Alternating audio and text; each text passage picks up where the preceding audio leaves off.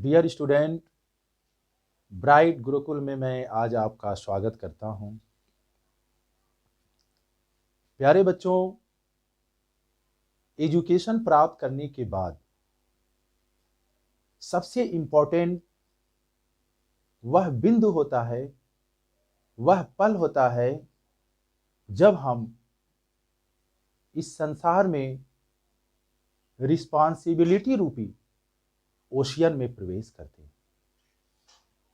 वहां पे सबसे पहले हमारी घर की रिस्पॉन्सिबिलिटी और हमारे संस्कार जो हमारे लिए सबसे मुख्य बिंदु है, सबसे मेन विषय है, उसे हमें जीवित रखना आवश्यक होता है।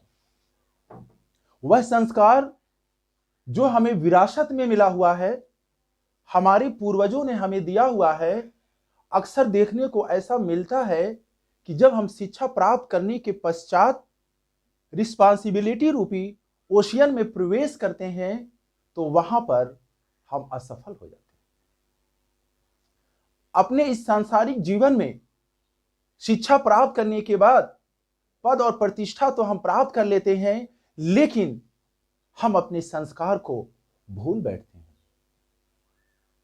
हमारे पूर्वजों ने जो हमें संस्कार दिया, जिससे हमारे घरों में शांति आती है, हम उस चीजों को भुला बैठे हैं। इसका सिर्फ एक ही रीजन, इसका सिर्फ एक ही कारण है।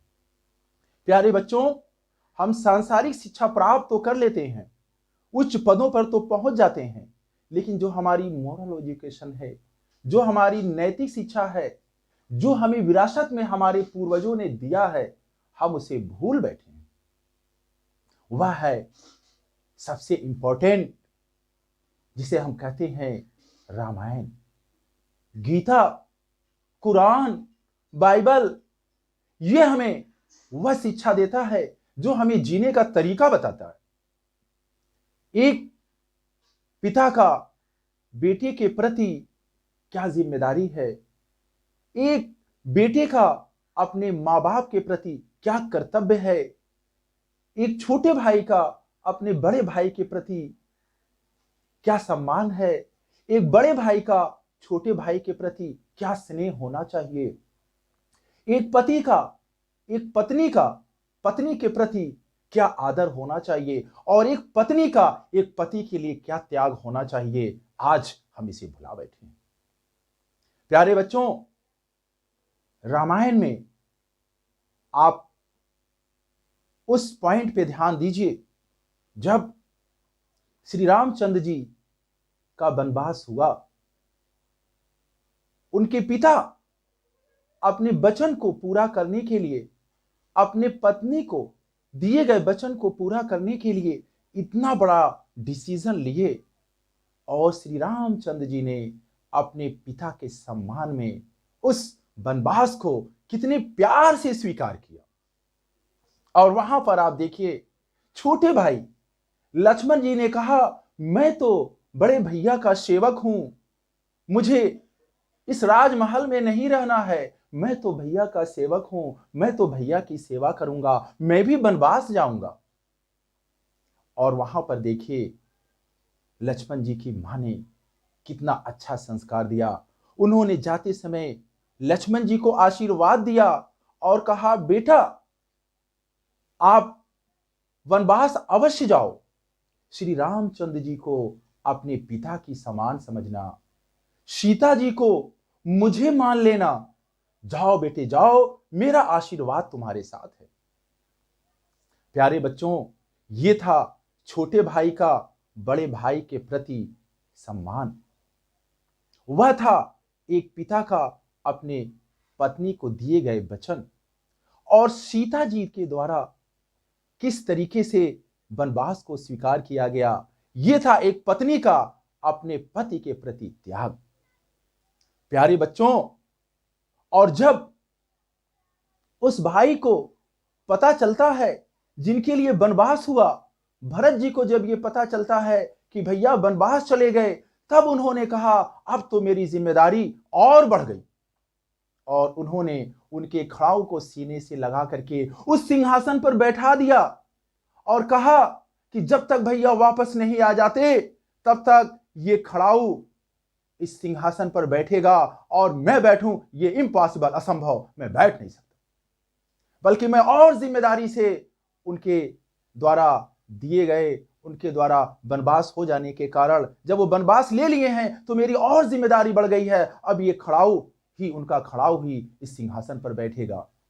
और उन्होंने उस खड़ाऊ को सिंहासन पर बैठा दिया और स्वयं जब सोने की बात आई तो महल से बाहर उस जमीन पे शरण ले लिए और कहे मेरे भैया जंगल में, जमीन पर, धरती पर कहां कहां होंगे और मैं ऐशो आराम से नरम बिस्तरों पे सोऊं, ये हो ही नहीं सकता। प्यारे बच्चों, ये ग्रंथ हमें विरासत में हमारे पूर्वजों ने दिया है। आज हम इसे भुला बैठे हैं, आज हम इसे बिल्कुल भूल बैठे हैं। हमें इस संस्कार को अपनाने की जरूरत है। हमें शिक्षा मिलती है कि किस तरीके से एक छोटे भाई का बड़े भाई के प्रति क्या आदर होना चाहिए, एक बेटे का अपने पिता के प्रति, अपने मां के प्रति क्या सम्मान होना चाहिए। मेरे प्यारे बच्चों, इस चीज को समझने की जरूरत है। जब तक आप इस चीज को समझेंगे नहीं तब तक हमारे घरों में वह प्रेम, वह स्नेह नहीं आ पाएगा। बड़ी अफसोस की बात होती है कि शिक्षा प्राप्त करने के बाद जब हम किसी उच्च पद पर जाते हैं और हमारे पेरेंट्स हमें कुछ बताते हैं तो हम बड़ी आसानी से हम उनकी बातों को इग्नोर कर देते हैं।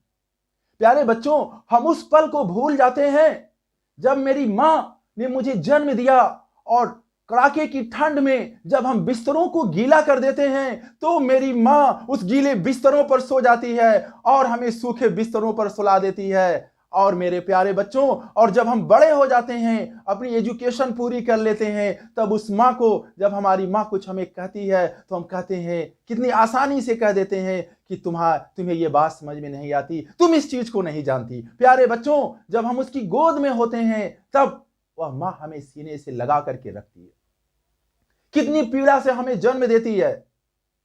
और सबसे बड़ी बात, दुख की बात तब होती है जब हमारे माता पिता वृद्धा की तरफ पहुंचते हैं तो अगर 2 भाई हैं तो उसमें यह फैसला लिया जाता है, तब उसमें यह बात तय होती है कि 3 डेज भोजन बड़ा भाई कराएगा और 3 डेज भोजन छोटा भाई करवाएगा।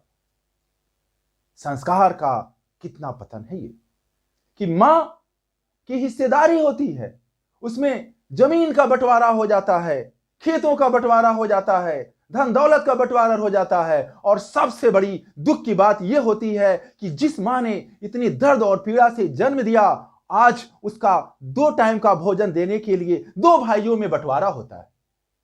और सबसे बड़ी अफसोस की बात तो तब होती है जब 3 डेज बड़े भाई के हिस्से की बारी होती है और 3 डेज छोटे भाई के हिस्से की बारी होती है। हफ्ते में 7 दिन होते हैं और उस बेचारी मां को 1 दिन उपवास रखना पड़ता है। शर्म आती है ऐसे संस्कार की, ऐसी पढ़ाई की। प्यारे बच्चों, ये तभी होगा जब आप अपने पूर्वजों द्वारा दिए गए उन ग्रंथों को अपनाएंगे, उसको फॉलो करेंगे, उन पर अमल करेंगे, तभी ऐसा पॉसिबल हो पाएगा। हम उस पिता के बारे में बिल्कुल भूल बैठते हैं जो रात दिन मेहनत करके, खून पसीना बहा करके हमारी एजुकेशन को पूरा करते हैं, जो हमें तपा करके उस लायक बनाते हैं, जो हमें बचपन में कंधों पे बैठा करके ये हमें बताते हैं कि बेटा तुम्हें आसमान की ऊंचाइयों तक जाना है। और वह बड़ा भाई जो हमें उंगली पकड़ करके इस दुनिया में चलना सिखाता है। और हम बड़े होने के बाद एक एक इंच जमीन के लिए हम उससे लड़ बैठते हैं और बातें यहां तक पहुंच जाती हैं कि हम अपने पूरे संस्कार, पूरे दायरे, पूरे कल्चर को भूल बैठते हैं। आज प्यारे बच्चों, पढ़ाई पूरा करने के बाद ये हमारी और आपकी रिस्पांसिबिलिटी है, हमें उसी संस्कार को पैदा करना है जो श्री रामचंद्र जी ने हमें दिया, जो लक्ष्मण जी ने दिया, जो भरत जी ने दिया। हम ऐसे देश के रहने वाले हैं, हम लोग उस संस्कार को कभी नहीं भूल सकते जिस संस्कार को पूरी दुनिया अपनाती है, जिस संस्कार को सीखने के लिए लोग हमारे देश भारतवर्ष में आते हैं। और आज हम उस विरासत को भूल बैठे हैं, कदापि नहीं। प्यारे बच्चों, आज समझने की जरूरत है कि एक छोटे भाई का बड़े भाई के प्रति क्या जिम्मेदारी है और एक बड़े भाई का छोटे भाई के प्रति क्या स्नेह है। आज उसी स्नेह की जरूरत है जो बचपन में एक बड़े भाई छोटे भाई को देते हैं। जिस तरह से उंगली पकड़ के चलना सिखाएं, वही प्रेम की जरूरत आज है। और छोटे भाई को वह सम्मान देने की जरूरत है जो सम्मान लक्ष्मण जी ने बड़े भाई को दिया। प्यारे बच्चों, इस संस्कार को जिंदा करने की जरूरत है और उस पेरेंट्स को, उन माता पिता के मुंह से निकले हुए हर एक शब्द को निकलने से पहले पूरा करने की जरूरत है। वास्तविक शिक्षा का यही मतलब है। अगर हम अपने इन ग्रंथों को अपनाएंगे, इस संस्कार को अपनाएंगे, तो वह दिन दूर नहीं कि हमारा घर स्वर्ग से सुंदर होगा। हर जगह खुशहाली होगी, सबके चेहरे पे मुस्कान होगी और हमारे घर में चारों तरफ प्रसन्नता ही प्रसन्नता होगी। इसलिए प्यारे बच्चों, इस संस्कार को जिंदा करने की जरूरत है। जो संस्कार आज हमारे घरों से निकल रहा है, उस संस्कार को लाने की जरूरत है, जिससे हमारे घरों में खुशियां आए, सुख शांति आए और हम लोग मिलजुल करके इस जीवन रूपी यात्रा को पूरा कर सकें। इसके साथ मैं अपनी बातों को समाप्त करना चाहूंगा। हमें विश्वास है कि आप मेरे इस संदेश को जरूर अपनाएंगे और घरों में संस्कार की ज्योति को जला करके इस अपने घरों को स्वर्ग से सुंदर बनाएंगे। जय हिंद, जय भारत।